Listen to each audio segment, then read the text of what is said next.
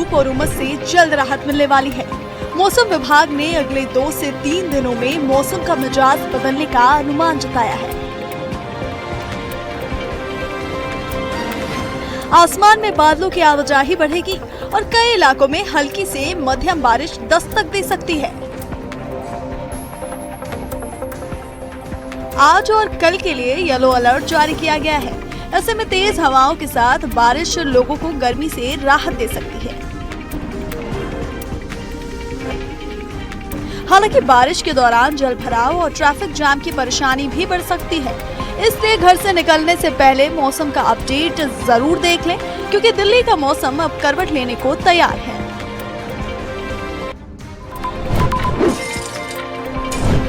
दिल्ली के उत्तम नगर में उस वक्त अफरा तफरी मच गई जब विजय सेल्स के शोरूम से अचानक आग की ऊंची ऊंची लपटें उठने लगी। देखते ही देखते आग ने पूरे परिसर को अपनी चपेट में ले लिया और इलाके में धुएं का घना गुबार फैल गया। सूचना मिलते ही फायर विभाग की करीब 15 गाड़ियां मौके पर पहुंची और घंटों की कड़ी मशक्कत के बाद आग पर काबू पा लिया गया। राहत की बात ये रही कि दमकल कर्मियों की तेज कार्रवाई से आग को आसपास की इमारतों तक फैलने से रोक लिया गया। शुरुआती जांच में शॉर्ट सर्किट की आशंका जताई जा रही है। हालांकि आग लगने की असली वजह की जांच जारी है। घटना के बाद इलाके में सुरक्षा व्यवस्था बढ़ा दी गई है और नुकसान का आकलन किया जा रहा है। फिलहाल समय रहते की गई कार्रवाई ने बड़े हादसे को टाल दिया।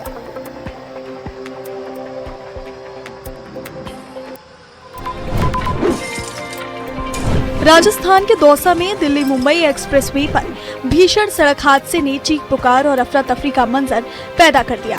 तेज रफ्तार बस और ट्रक की जोरदार टक्कर के बाद दोनों वाहनों में भीषण आग लग गई, जिससे घटनास्थल पर भगदड़ मच गई। आग के लपटों ने कुछ ही मिनटों में वाहनों को अपनी चपेट में ले लिया और कई यात्री अंदर ही फंस गए।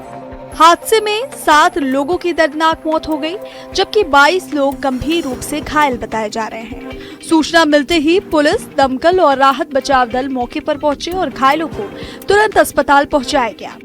आग पर काबू पाने के बाद क्षतिग्रस्त वाहनों को हटाकर एक्सप्रेसवे पर यातायात बहाल करने की कोशिश की गई। शुरुआती जांच में तेज रफ्तार और टक्कर को हादसे की वजह माना जा रहा है, जबकि पुलिस पूरे मामले की विस्तृत जांच कर रही है।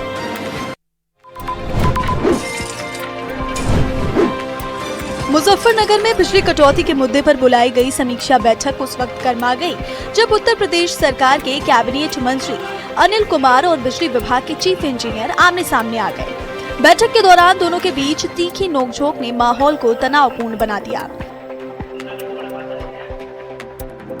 मंत्री ने अधिकारियों के आमजन और जनप्रतिनिधियों से व्यवहार पर नाराजगी जताते हुए सख्त लहजे में कहा, अगर नेता बनने का इतना ही शौक है तो नौकरी छोड़कर सामने आ जाइए। बैठक में हुई इस बहस का वीडियो अब सोशल मीडिया पर तेजी से वायरल हो रहा है। बिजली कटौती और मुकदमा दर्ज होने के विवाद ने इस टकराव को और अधिक सुर्खियों में ला दिया। पूरे घटनाक्रम पर राजनीतिक और प्रशासनिक हलकों में चर्चा तेज है, जबकि वायरल वीडियो को लेकर भी अलग अलग प्रतिक्रियाएं सामने आ रही हैं।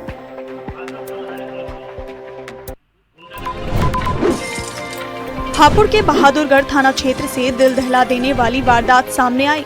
पसवाड़ा गांव के जंगल में रोज की तरह चारा लेने गई एक महिला पर एक सनकी युवक ने अचानक दरांती से जानलेवा हमला कर दिया। अचानक हुए इस हमले से महिला गंभीर रूप से घायल होकर मौके पर ही गिर पड़ी, जिसके बाद इलाके में अफरा तफरी मच गई। स्थानीय लोगों की मदद से घायल महिला को तुरंत अस्पताल पहुंचाया गया, जहां उसका इलाज जारी है। वहीं घटना की सूचना मिलते ही पुलिस मौके पर पहुंची और तेजी से कार्रवाई करते हुए आरोपी को गिरफ्तार कर लिया। पुलिस ने वारदात में इस्तेमाल की गई दरांती भी बरामद कर ली है और आरोपी को जेल भेज दिया गया। दिन दहाड़े हुई इस वारदात ने इलाके में दहशत का माहौल पैदा कर दिया है। मेरठ में भ्रष्टाचार के खिलाफ एंटी करप्शन टीम ने बड़ा एक्शन लेते हुए रिश्वतखोर दरोगा को रंगे हाथों गिरफ्तार कर लिया। 1993 बैच के दरोगा प्रकाश चंद पर एक मुकदमे से नाम हटाने के बदले 50,000 रुपए रिश्वत मांगने का आरोप है। शिकायत के बाद एंटी करप्शन टीम ने जाल बिछाया और दरोगा को 20,000 रुपए की रिश्वत लेते हुए मौके पर ही दबोच लिया। गिरफ्तारी के बाद पुलिस महकमे में हड़कंप मच गया और आरोपी से पूछताछ की जा रही है। टीम अब ये भी जांच कर रही है कि आरोपी पहले भी ऐसे मामलों में शामिल रहा है या नहीं। कार्रवाई के बाद भ्रष्टाचार के खिलाफ सख्त संदेश देने की बात कही जा रही है। फिलहाल आरोपी के खिलाफ भ्रष्टाचार निरोधक कानून के तहत आगे की कानूनी कार्रवाई जारी है। हरियाणा के अंबाला से उस वक्त हड़कंप मच गया जब 4 साल का एक मासूम बच्चा 250 फीट गहरे बोरवेल में गिर गया। उस बच्चे को निकालने के लिए पुलिस, सेना और एनडीआरएफ जुटी रही। आधुनिक उपकरणों की मदद ली गई। बच्चा अपने पिता के साथ खेत पर गया था। खेत पर उसके दादाजी काम कर रहे थे। इस दौरान वो खेलते खेलते अचानक पड़ोसियों के बोरवेल में गिर गया। इसके बाद वहां अफरा तफरी मच गई।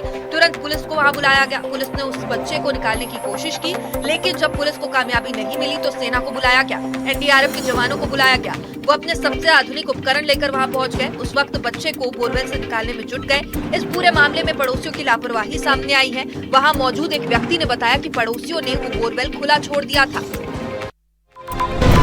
दिल्ली अब सिर्फ ट्रैफिक नहीं, ट्रांजिशन की भी राजधानी बनने की तैयारी में है। प्रदूषण पर लगाम लगाने और इलेक्ट्रिक मोबिलिटी को नई रफ्तार देने के लिए सरकार ने ईवी पॉलिसी 2026 को मंजूरी दे दी है।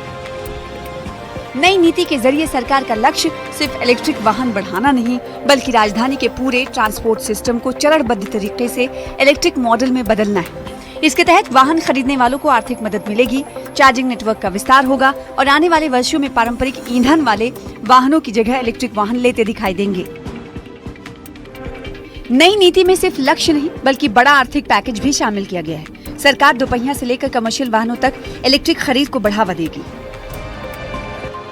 वहीं नई ईवी पॉलिसी का सबसे बड़ा मकसद दिल्ली को प्रदूषण मुक्त बनाना है।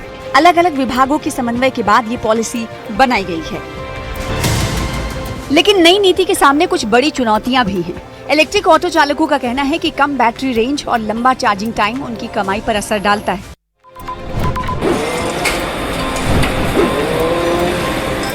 यमुना एक्सप्रेसवे पर आज तड़के एक बहुत ही दर्दनाक और भयानक सड़क हादसा हो गया, जिसने हर किसी को हिलाकर रख दिया है। लखनऊ से दिल्ली की तरफ जा रही एक तेज रफ्तार बस रास्ते में अचानक सामने चल रहे एक ट्रक से टकरा गई। इस जोरदार टक्कर में बस का अगला हिस्सा पूरी तरह तबाह हो गया और मौके पर ही 4 लोगों की जान चली गई। हादसे में करीब 17 लोग गंभीर रूप से जख्मी हुए हैं, जिन्हें चीख पुकार के बीच तुरंत पास के अस्पताल में भर्ती कराया गया है। सूचना मिलते ही पुलिस और बचाव दल ने मौके पर पहुंचकर राहत का काम शुरू किया और एक्सप्रेसवे पर लगे लंबे जाम को खुलवाया। फिलहाल डॉक्टरों की टीम घायल यात्रियों को बचाने में जुटी हुई है। वहीं पुलिस हादसे की असली वजहों को पता लगा रही है।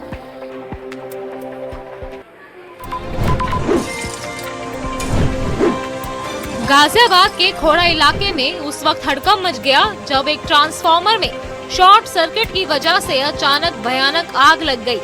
देखते ही देखते इस आग ने रफ्तार पकड़ी और पास में रखे इंजन ऑयल के ड्रमों की वजह से ये दुकानें और मकानों तक फैल गई। इस खौफनाक मंजर के बीच अपनी जान बचाने के लिए एक महिला ने घबराकर मकान की बालकनी से नीचे छलांग लगा दी। घटना की खबर मिलते ही दमकल की गाड़ियां मौके पर पहुंची, लेकिन संकरी गलियां होने के कारण उन्हें काफी दिक्कतों का सामना करना पड़ा। आखिरकार फायर ब्रिगेड के जवानों ने करीब 500 मीटर लंबा पाइप बिछाकर कड़ी मशक्कत के बाद इस भीषण आग पर काबू पाया। समय रहते उठाए गए इन कदमों से एक बहुत बड़ा हादसा होने से टल गया और पुलिस अब मामले की पूरी जांच कर रही है।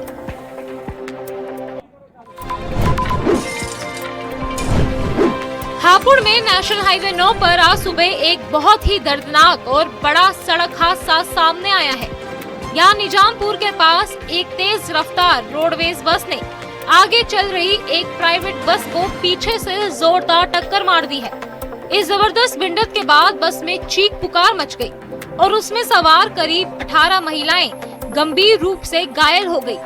बताया जा रहा है कि ये सभी कामकाजी महिलाएं थी जो हर रोज की तरह प्राइवेट बस में बैठकर नोएडा अपनी नौकरी पर जा रही थी। हादसे की खबर मिलते ही पुलिस और स्थानीय लोग तुरंत मदद के लिए दौड़े और सभी घायल महिलाओं को इलाज के लिए पास के अस्पताल पहुंचाया। गनीमत रही कि समय रहते सबको मेडिकल मदद मिल गई। वहीं पुलिस ने दोनों गाड़ियों को हाईवे से हटाकर मामले की जांच शुरू कर दी है।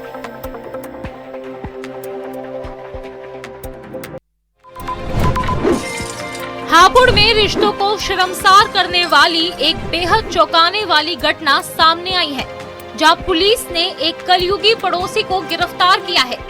आरोपी मुशाहिद पर आरोप है कि उसने पड़ोस में रहने वाली एक नाबालिग लड़की को नशीली चीज पिलाकर उसके साथ गलत काम किया है। इतने से भी मन नहीं भरा तो उसने लड़की की कुछ अश्लील तस्वीरें और वीडियो बनाकर उसे ब्लैकमेल करना शुरू कर दिया। इस वीडियो के दम पर आरोपी लगातार पीड़िता को डराता रहा और उससे कई बार मोटी रकम भी वसूल चुका था। आरोपी की इस घिनौनी हरकत और रोज रोज की धमकी से तंग आकर आखिरकार पीड़ित परिवार ने हिम्मत जुटाई और पुलिस में शिकायत दर्ज कराई। पुलिस ने इस मामले को गंभीरता से लेते हुए तुरंत केस दर्ज किया है और जाल बिछाकर आरोपी पड़ोसी को सलाखों के पीछे पहुंचा दिया है।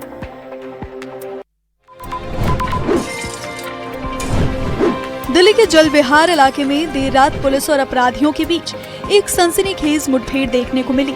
यहाँ किसी बड़ी वारदात को अंजाम देने के इरादे से पहुंचे दो कुख्यात बदमाशों को पुलिस ने घेराबंदी करके दबोच लिया। खुद को घिरा देख बदमाशों ने पुलिस पर गोलियां चलाई, जिसके बाद जवाबी कार्रवाई में दोनों के पैर में गोली लग गई। घायल हालात में गिरफ्तार किए गए इन अपराधियों की पहचान प्रमोद कुमार और राजेश कुमार के रूप में हुई है। पुलिस ने इन दोनों के पास से मौके पर भारी मात्रा में अवैध हथियार और कारतूस भी बरामद किए। फिलहाल घायल बदमाशों को इलाज के लिए अस्पताल भेजा गया है और पुलिस उनसे आगे की पूछताछ में जुटी हुई है। गाजियाबाद के लोनी बॉर्डर इलाके से रोड रेस की एक बेहद खौफनाक और दिल दहला देने वाली वारदात सामने आई। यहाँ महज एक बाइक और कार की हल्की सी टक्कर के बाद शुरू हुई मामूली कहासुनी देखते ही देखते एक बेगुनाह की मौत की वजह बन गई। विवाद इतना ज्यादा बढ़ गया कि गुस्साए आरोपियों ने एक युवक को सड़क पर बेरहमी से पीटना शुरू कर दिया। इस जानलेवा हमले में युवक बुरी तरह घायल हो गया, जिसे आनंद फानन में अस्पताल ले जाया गया, लेकिन डॉक्टरों ने उसे मृत घोषित कर दिया। सरेआम हुए इस वारदात से पूरे इलाके में सनसनी फैल गई और पीड़ित परिवार में मातम का माहौल है।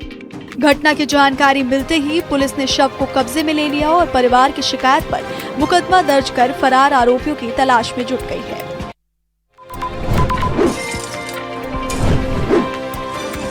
बुलंदशहर से पुलिस को बड़ी कामयाबी हाथ लगी, जहां शातिर वाहन चोर गिरोह का पर्दाफाश करते हुए 6 बदमाशों को गिरफ्तार किया गया। ये गैंग दिल्ली एनसीआर के इलाकों में घूम घूम कर गाड़ी चोरी कर और लूट जैसी वारदातों को अंजाम देकर दहशत फैला रहा था। पुलिस ने मुस्तैदी दिखाते हुए इन बदमाशों के कब्जे से चोरी की 9 मोटरसाइकिल और 6 मोबाइल फोन बरामद किए। इस पूरे गैंग का खुलासा तब हुआ जब पुलिस के साथ हुए हाफ एनकाउंटर में रोहित नाम का बदमाश घायल हो गया। अस्पताल में इलाज के दौरान जब पुलिस ने रोहित से सख्ती से पूछताछ की तो उसने अपने गैंग का कच्चा चिट्ठा खोल कर रख दिया। इसके बाद पुलिस ने तुरंत ताबड़तोड़ छापेमारी की और गिरोह के बाकी साथियों हर्ष, कुणाल, मोहित और करण को भी दबोचकर सलाखों के पीछे भेज दिया।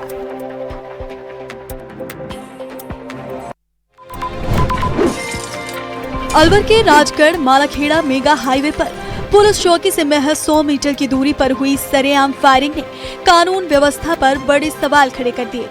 कोठी नारायणपुर चौकी के पास अचानक हुई इस गोलीबारी की आवाज से पूरे इलाके में अफरा तफरी मच गई और लोगों में दहशत का माहौल बन गया। घटना की जानकारी मिलते ही राजगढ़ पुलिस तुरंत मौके पर पहुंची और जांच पड़ताल करते हुए जमीन से कारतूस का एक खाली खोखा बरामद किया। पुलिस अब आसपास के लगे सीसीटीवी कैमरों के फुटेज खंगाल रही है ताकि बदमाशों का सुराग लगाया जा सके। स्थानीय लोगों का कहना है कि कुछ दिन पहले ही दिगावड़ा में ज्वेलरी की दुकान में बड़ी चोरी हुई थी, जिसका खुलासा पुलिस अब तक नहीं कर पाई।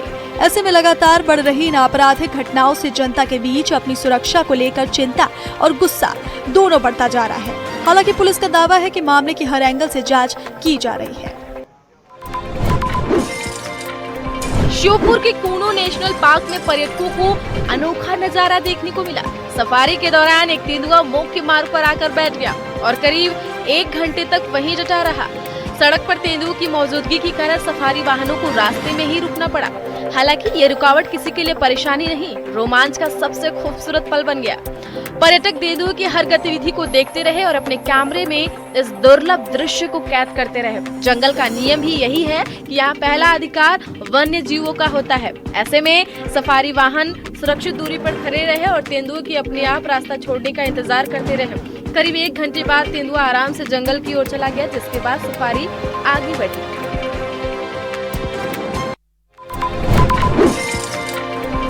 सोशल मीडिया पर प्यार, स्वयं परिवार से बगावत और घर से लापता। इन दिनों ग्वालियर में ये एक ट्रेंड बन गया है जो चिंता का सबब है। नाबालिग लड़कियां सोशल मीडिया पर लड़कों से मिलती हैं, फिर दोस्ती और प्यार में पड़ती हैं और उसके बाद फरार हो जाती है। घर छोड़कर जाने वाली इन लड़कियों को पुलिस की बरामद करती है तो ये परिवार के खिलाफ मोर्चा खोल देती है।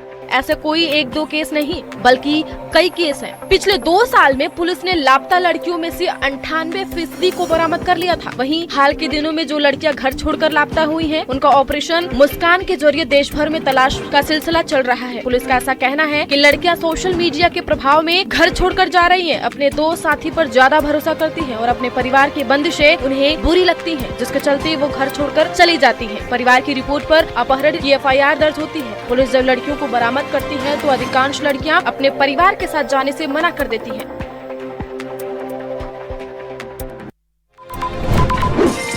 दिल्ली के द्वारका जिले में पुलिस ने नो गन्स नो गैंग्स अभियान के तहत बड़ी कामयाबी हासिल की। नजफगढ़ थाना पुलिस ने 2 लाख रुपए के इनामी कॉन्ट्रैक्ट किलर रोहित लांबा उर्फ अमित को उसके साथी ऋतिक ठाकुर के साथ गिरफ्तार कर लिया। रोहित लांबा हत्या के प्रयास और लूट समेत कई संगीन मामलों में लंबे समय से फरार चल रहा था। पुलिस को गुप्त सूचना मिली थी कि दोनों आरोपी शक्तिनगर एक्सटेंशन स्थित साईं बाबा मंदिर के पास मौजूद है। सूचना के आधार पर पुलिस ने इलाके की घेराबंदी कर सुबह करीब 6 बजे दोनों को दबोच लिया। पूछताछ के दौरान मुख्य आरोपी रोहित लांबा पुलिस टीम को अवैध हथियार बरामद कराने के लिए घासीपुरा इलाके में ले गया। इसी दौरान उसने झाड़ियों में छिपाई गई पिस्टल निकालकर पुलिस टीम पर फायरिंग कर दी। पुलिस ने आत्मरक्षा में जवाबी कार्रवाई की, जिसमें आरोपी के पैर में गोली लगी और उसे मौके पर ही काबू कर लिया गया। पुलिस ने आरोपी के पास से अवैध पिस्टल, मैगजीन और कारतूस बरामद कर आगे की जांच शुरू कर दी है।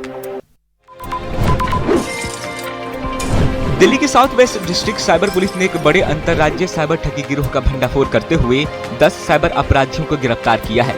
ये आरोपी झारखंड के जामताड़ा और देवघर समेत दिल्ली NCR में सक्रिय थे। पुलिस ने आरोपियों के कब्जे से 14 मोबाइल फोन, 1 लैपटॉप, कई डिजिटल साक्ष्य और ठगी की रकम से खरीदी गई महिंद्रा थार कार बरामद की है। पुलिस जांच में 4 बड़े साइबर फ्रॉड मामले का खुलासा हुआ है, जिसमें लोगों से 26 लाख रुपए से अधिक की ठगी की गई थी। आरोपी खुद को बैंक अधिकारी, BSES कर्मचारी या KYC अधिकारी बताकर लोगों को फोन करते थे और व्हाट्सएप पर एपैक फाइल भेजते थे। फाइल डाउनलोड करते ही पीड़ित का मोबाइल उनके नियंत्रण में आ जाता था, जिसके बाद बैंक खातों से लाखों रुपए निकाल लिए जाते थे। तकनीकी जांच और कई राज्यों में छापेमारी के बाद पुलिस ने इस गिरोह का पर्दाफाश किया। पुलिस ने लोगों से किसी भी अनजान एपैक फाइल को डाउनलोड न करने की अपील की है। दिल्ली के मेजर ध्यानचंद स्टेडियम में आयोजित त्रिपुरा ग्लोबल पाइनएप्पल फेस्टिवल 2026 में लोगों को त्रिपुरा के मशहूर पाइनएप्पल का खास स्वाद चखने को मिला। 27 से 29 जून तक चले इस 3 दिवसीय महोत्सव में बड़ी संख्या में दिल्ली वासी पहुंचे और त्रिपुरा के कृषि और सांस्कृतिक विरासत से रूबरू हुए। फेस्टिवल का मुख्य आकर्षण त्रिपुरा की 2 प्रसिद्ध पाइनएप्पल किस्में राजा और रानी रही। राजा किस्म अपने हल्के खट्टे स्वाद के लिए लोगों को पसंद आई, जबकि रानी यानी क्वीन किस्म अपनी प्राकृतिक मिठास और खुशबू के कारण लोगों की पहली पसंद बनी रही। आयोजन में लोगों के लिए पाइनएप्पल की फ्री टेस्टिंग की भी व्यवस्था की गई, जिसका बड़ी संख्या में लोगों ने आनंद उठाया। महोत्सव में ताजे पाइनएप्पल के अलावा उसमें बने विभिन्न उत्पादों को भी प्रदर्शनी में लगाई गई। साथ ही त्रिपुरा की संस्कृति, हस्तशिल्प और स्थानीय उत्पादों ने भी लोगों का ध्यान आकर्षित किया। बड़ी संख्या में लोग पाइनएप्पल खरीदते और तस्वीरें खिंचवाते नजर आए। बुलंदशहर में नेशनल हाईवे 34 पर बस अचानक आग का गोला बन गई। देखते ही देखते धूं कर जलने लगी। गनीमत रही कि ड्राइवर, कंडक्टर और सभी यात्रियों ने समय रहते बस से कूदकर अपनी जान बचाई। घटना के बाद हाईवे पर अफरा तफरी का माहौल पैदा हो गया। यातायात भी कुछ समय के लिए प्रभावित रहा। वहीं सूचना मिलते ही पुलिस और दमकल विभाग की टीमें मौके पर पहुंची और काफी मशक्कत के बाद आग पर काबू पाया। ये घटना बुलंदशहर थाना के सिकंदराबाद कोतवाली क्षेत्र के नेशनल हाईवे 34 पर जाट चौक के पास की। जानकारी के मुताबिक चलती बस में अचानक आग लग गई, जिसके बाद कुछ ही मिनटों में आग ने पूरी बस को अपनी चपेट में ले लिया। बस से धुआं और आग की लपटें उठती देख चालक ने तुरंत बस को सड़क किनारे रोका और यात्रियों को सुरक्षित बाहर निकलने को कहा। चालक, परिचालक और सभी यात्रियों ने फुर्ती दिखाते हुए बस से बाहर निकलकर अपनी जान बचाई, जिससे एक बड़ा हादसा होने से टल गया। आग लगने की सूचना मिलते ही मौके पर पुलिस और दमकल विभाग की कई गाड़ियां पहुंची। दमकल कर्मियों ने कड़ी मशक्कत के बाद आग पर काबू पाया, लेकिन तब तक पूरी तरह बस जलकर राख हो गई थी। घटना के दौरान हाईवे पर लंबा जाम लग गया और यातायात कुछ समय के लिए बाधित रहा।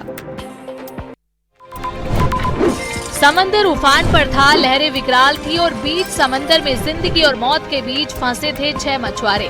तभी भारतीय तटरक्षक बल देवदूत बनकर पहुंचा और मौत के मुंह से सभी को सुरक्षित बाहर निकाला। कर्नाटक के मंगलुरु तट के करीब 33 समुद्री मील दूर मंजू माथा नाम की मछली पकड़ने वाली नाव खराब मौसम में बुरी तरह क्षतिग्रस्त हो गई। नाव में तेजी से पानी भरने लगा तो 6 मछुआरों ने VHF रेडियो के जरिए मदद की गुहार लगाई। संदेश मिलते ही भारतीय तटरक्षक बल का जहाज बिना एक पल गंवाए मौके की तरफ रवाना हो गया, लेकिन सामने था उफनता समंदर, तेज तूफानी हवाएं, बेहद कम दृश्यता और तेजी से छाता अंधेरा। हर पल चुनौती बढ़ रही थी, लेकिन जवानों के हौसले उससे भी ऊंचे थे। रेस्क्यू ऑपरेशन के दौरान विशेष रिमोट संचालित लाइफ बॉय की मदद से एक कर सभी मछुआरों तक पहुंच बनाई गई। जोखिम भरे अभियान के बावजूद तटरक्षक बल ने सभी 6 मछुआरों को सुरक्षित बाहर निकाल लिया। राहत की बात ये रही कि किसी भी मछुआरे को कोई चोट नहीं आई। ये सिर्फ एक रेस्क्यू ऑपरेशन नहीं था, बल्कि उस साहस, प्रशिक्षण और समर्पण की मिसाल थी जो हर मुश्किल घड़ी में भारतीय तटरक्षक बल को समुद्र का सबसे भरोसेमंद रक्षक बनाती है। देश की आर्थिक राजधानी मुंबई एक बार फिर बारिश की मार झेल रही है। रात भर हुई मूसलाधार बारिश ने शहर की रफ्तार पर ब्रेक लगा दिया है। मुंबई और उसके आसपास के इलाकों में जलभराव हो गया है। सबसे ज्यादा असर अंधेरी, जोगेश्वरी, गोरेगांव और वेस्टर्न एक्सप्रेस हाईवे पर देखने को मिला, जहां सड़कें तालाब में तब्दील हो गईं। सुरक्षा के मद्देनजर अंधेरी सबवे को बंद करना पड़ा, जबकि वेस्टर्न एक्सप्रेस हाईवे पर कई किलोमीटर लंबा जाम लग गया। जलभराव का असर मुंबई की लाइफलाइन मानी जाने वाली लोकल ट्रेनों पर भी पड़ा है और कई सेवाएं देरी से संचालित हुईं। प्रशासन ने लोगों से अपील की कि बिना जरूरी काम के घरों से बाहर ना निकलें और मौसम से जुड़े आधिकारिक अपडेट पर ही भरोसा करें। दरअसल हर साल हाई टाइड और तेज बारिश एक साथ होने पर समुद्र में पानी की निकासी प्रभावित होती है, जिससे शहर के निचले इलाकों में तेजी से जलभराव की स्थिति बन जाती है। फिलहाल BMC, ट्रैफिक पुलिस और आपदा प्रबंधन की टीमें लगातार हालात पर नजर बनाए हुए हैं। मुंबई के साथ साथ नवी मुंबई भी मूसलाधार बारिश से बुरी तरह से प्रभावित हुई है। यूरोप इस वक्त भीषण गर्मी से बेहाल है। रिकॉर्ड तोड़ हीट वेव ने फ्रांस, ब्रिटेन, जर्मनी और स्पेन समेत कई देशों की रफ्तार थाम दी है। फ्रांस के पीसोस में तापमान 44.3 डिग्री सेल्सियस तक पहुंच गया, जबकि लंदन और बर्लिन में भी पारा सामान्य से कहीं ऊपर दर्ज किया गया। भीषण गर्मी का सबसे ज्यादा असर फ्रांस में देखने को मिला, जहां 24 जून से अब तक 1000 से ज्यादा लोगों की मौत हो चुकी है। स्पेन में भी 350 से ज्यादा लोगों की जान इस जानलेवा गर्मी की भेंट चढ़ गई। जर्मनी की राजधानी बर्लिन में लोगों को राहत देने के लिए पुलिस ने वाटर कैनन से सड़कों और सार्वजनिक स्थानों पर पानी की फुहारें छोड़ी। तेज धूप और गर्म हवाओं के बीच लोग इन्हीं फुहारों में राहत तलाशते नजर आ रहे हैं। वैज्ञानिकों का कहना है कि ये सिर्फ मौसमी बदलाव नहीं, बल्कि जलवायु परिवर्तन का गंभीर संकेत है। ग्रीन हाउस गैसों के बढ़ते उत्सर्जन के कारण धरती लगातार गर्म हो रही है, जिससे यूरोप में ऐसी खतरनाक हीट वेव पहले से ज्यादा बार और ज्यादा तीव्र रूप में देखने को मिल रही है। विशेषज्ञों ने चेतावनी दी है कि अगर कार्बन उत्सर्जन पर जल्द प्रभावी नियंत्रण नहीं किया गया तो भविष्य में ऐसी भीषण गर्मी दुनिया के कई हिस्सों में नई सामान्य स्थिति बन सकती है।